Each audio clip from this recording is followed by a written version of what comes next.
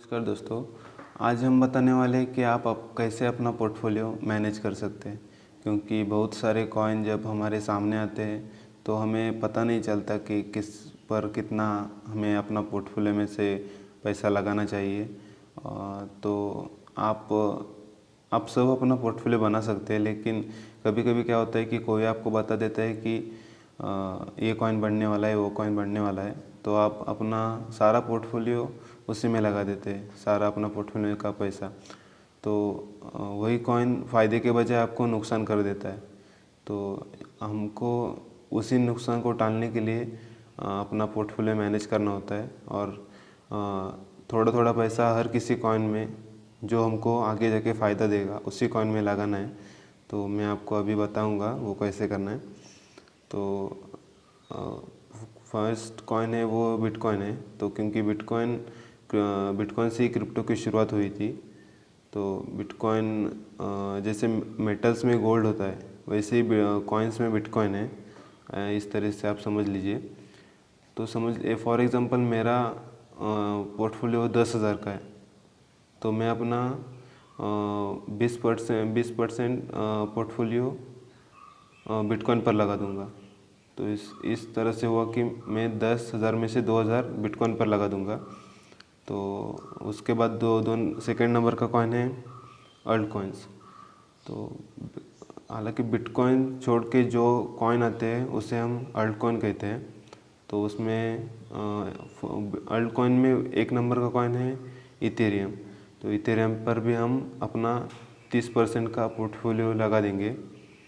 तो उस हिसाब से 10,000 में से 3,000 हम इथेरियम पर लगा देंगे, क्योंकि इथेरियम का भी अभी 2.0 नया वर्जन आने वाला है, अपडेट आने वाला है।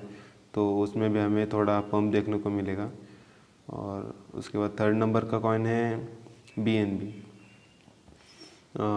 BNB भी एक अच्छा कॉइन है, क्योंकि जो हमारा वर्ल्ड का टॉप एक्सचेंज है क्रिप्टो में बाइनेंस, उसी का वो नेटिव टोकन है।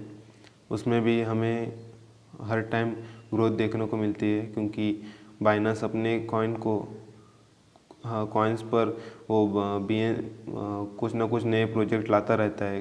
कोई स्टेकिंग का जो फीचर है बाइनेंस में, उस पर अब हम BNB स्टेक करके हमें कोई ना कोई रिवॉर्ड मिलता रहता है। इसलिए ज़्यादा से ज़्यादा लोग BNB खरीदी करके स्टेकिंग पर लगा देते हैं।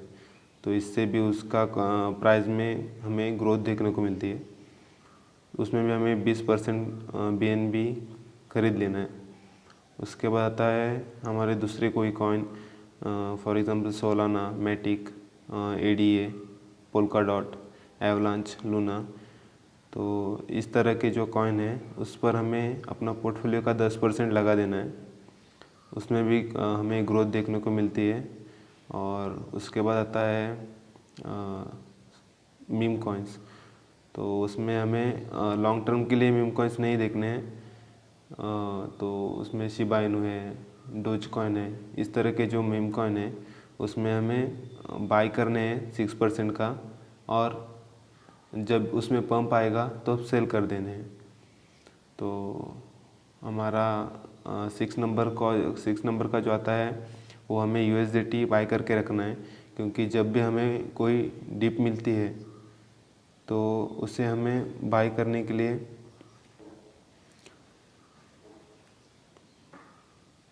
USDT का रहना बहुत ज़रूरी है। क्योंकि कोई भी अगर हमें डिप में कोई कॉइन खरीदना है तो ऐसा नहीं होना चाहिए कि हमारे वॉलेट में तो पैसा ही नहीं है। तो वो भी हमारे पास एक अच्छा ऑप्शन है USDT। और उसके बाद है 4% का हम पोर्टफोलियो हमें ट्रेडिंग के लिए रखना है। आप कोई भी ट्रेडिंग करते होंगे, future trading, option trading, spot trading, उसके लिए 4% हमारा पोर्टफोलियो का रख देना है। तो हमारे फंड में थोड़ा ऐड भी होता जाएगा ट्रेडिंग करके, और अलग अलग कॉइन खरीदने के लिए हमारे पास थोड़ा पैसा भी बचा रहेगा। तो हमारे जो फर्स्ट कॉइन है बिटकॉइन, इथेरियम, BNB, और जो सोलाना, मैटिक, पोल्का डॉट, इनको हमें लॉन्ग टर्म के लिए देखना है। और जो बाकी के कॉइन हैं, मीम कॉइन और जो हम ट्रेडिंग करते हैं, उनको बाय करके सेल करके हमको अपना पोर्टफोलियो में थोड़ा ग्रोथ देनी है, ऐड करना है मनी, उनको लॉन्ग टर्म के लिए नहीं देखना है। तो इस तरह से हम अपना पोर्टफोलियो मैनेज कर सकते हैं। और हमारा 70 से 80% जो भी हमारा पोर्टफोलियो है वो बिटकॉइन, इथेरियम और बीएनबी में लगा रहने की वजह से हमारा पोर्टफोलियो हमेशा ग्रीन में रहेगा। और कोई अगर एक कॉइन में भी डंप आता है तो बाकी कॉइन तो उसे कवर करने के लिए रहते हैं।